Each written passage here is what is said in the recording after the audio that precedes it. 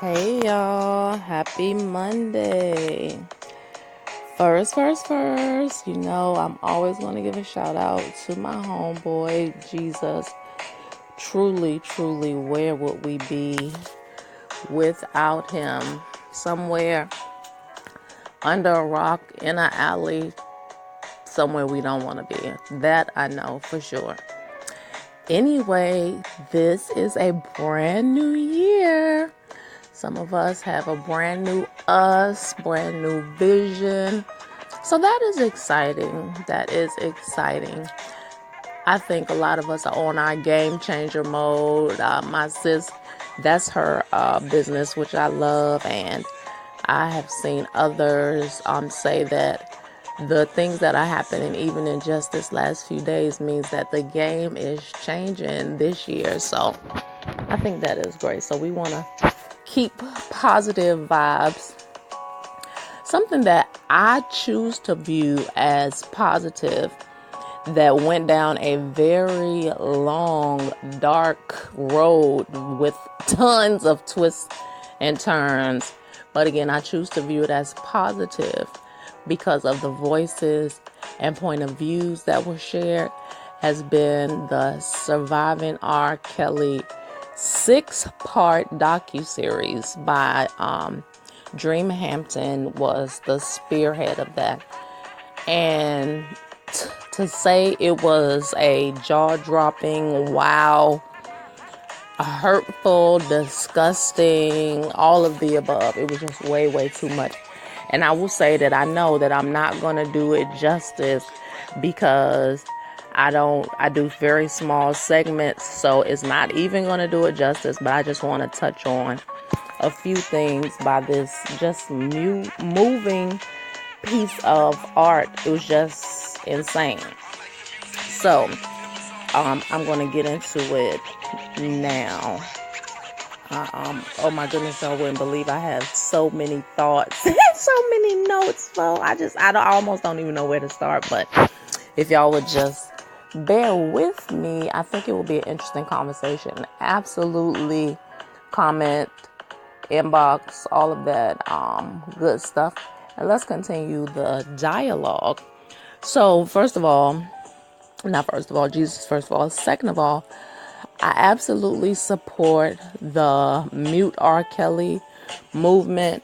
They were featured in the film, and this aired on Lifetime. If you choose to take this dark ride, it is on Lifetime.com. It's probably on your cable carriers, on demand under Lifetime, and things like that. I think the Mute R. Kelly website has links to it. So again, if you're interested, it is very informative, and it's not just, I don't think at all it's to necessarily persuade doubters, but maybe it is, but maybe that's an offshoot. But the more important thing is that it gave a voice to the survivor. And see, I'm doing too much side talking already because I just have a ton of thoughts and feelings about this. I've been talking literally to everybody.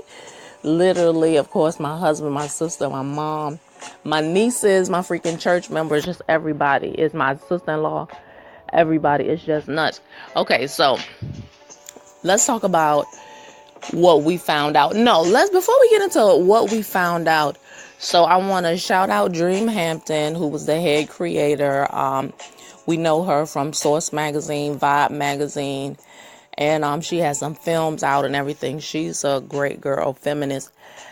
Shout out to Rana Burke for, she's the head of the Me Too movement and the Mute R. Kelly campaign, folks, and others that I'm probably forgetting. But shout out to y'all, and shout out to Lifetime for airing this.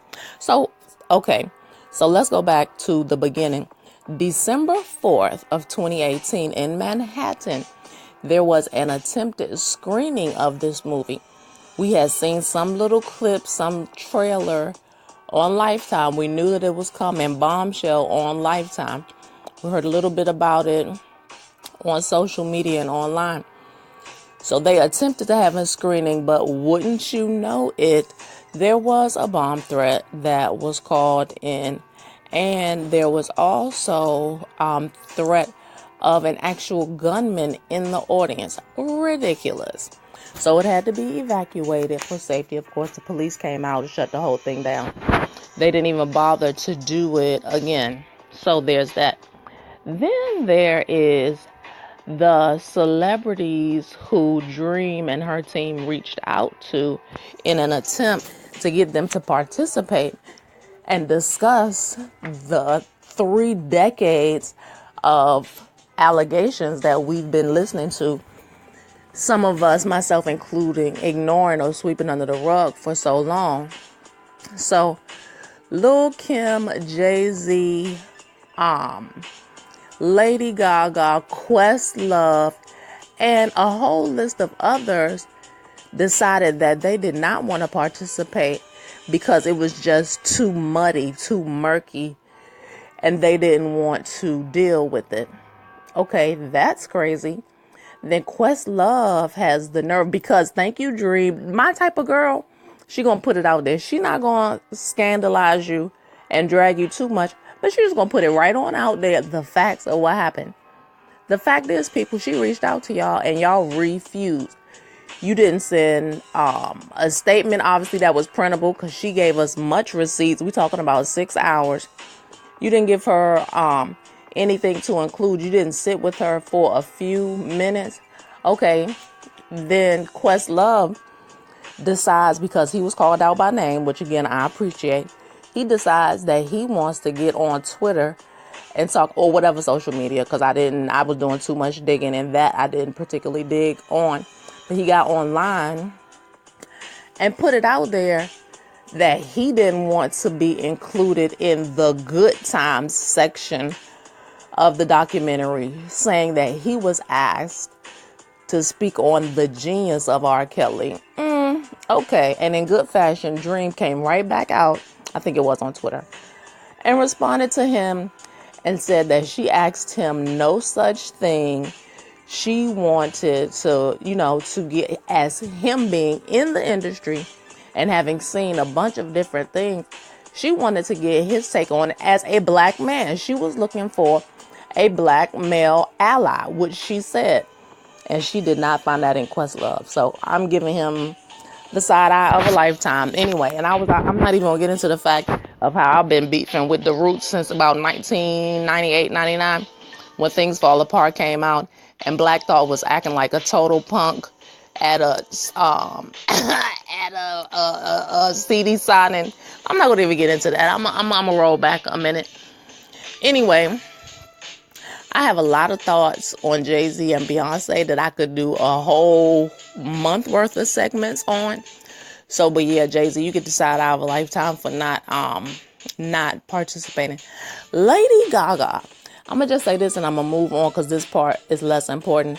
But for Lady Gaga to be this head over heels advocate for LGBTQ, especially LGBTQ youth, and even women's empowerment as well, and Born This Way and all of that stuff, that's fine, that's dandy, that's cute. But again, you didn't lend yourself. You couldn't even send a statement to say, hey, I worked with him. I do think he is very talented, but he's troubled. I'm concerned. Whatever. I have a real problem with that. Anyway, so moving on from that, because celebrity participation actually is not important.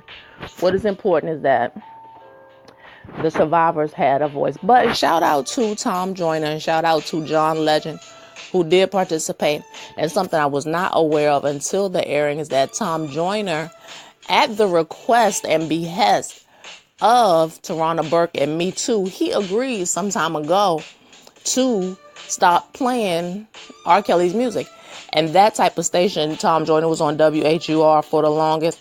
Those type of stations, 96.3 in DC, shout out Howard and Howard Radio, that he agreed to stop playing it. So that literally is his real key target audience as far as purchasing. So that's a big deal. Another big deal, the Mute R. Kelly movement, which was founded and really took off July of 2017. Well, their timeline moved pretty fast. I know it was other moving parts and things going. They were able to get R. Kelly's concert in Chicago, his hometown, his ultimate fan base, diehard, in April of 2018.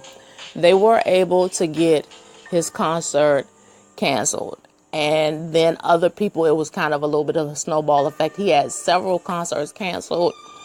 And to the point in May, he has been on social media talking about we got to support us. And he loves the family and all this and all of that. And he's going to get with his lawyers to find out why he's being canceled over quote unquote rumors. Okay, right.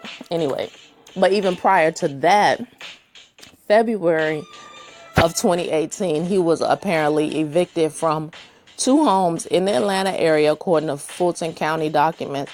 So his income is definitely taking a hit, and that I am very, very pleased with. So just a little facts, just a little tea. Well, it's not even tea. Tea is gossip that you whisper and heard. This is beyond tea. This is headlines. This is breaking news. Okay. So there's that. And definitely shout out to the women of color on the Time's Up movement, Ava DuVernay and others who have come out against R. Kelly. Hey, shout out Ava and shout out Nick. Hey.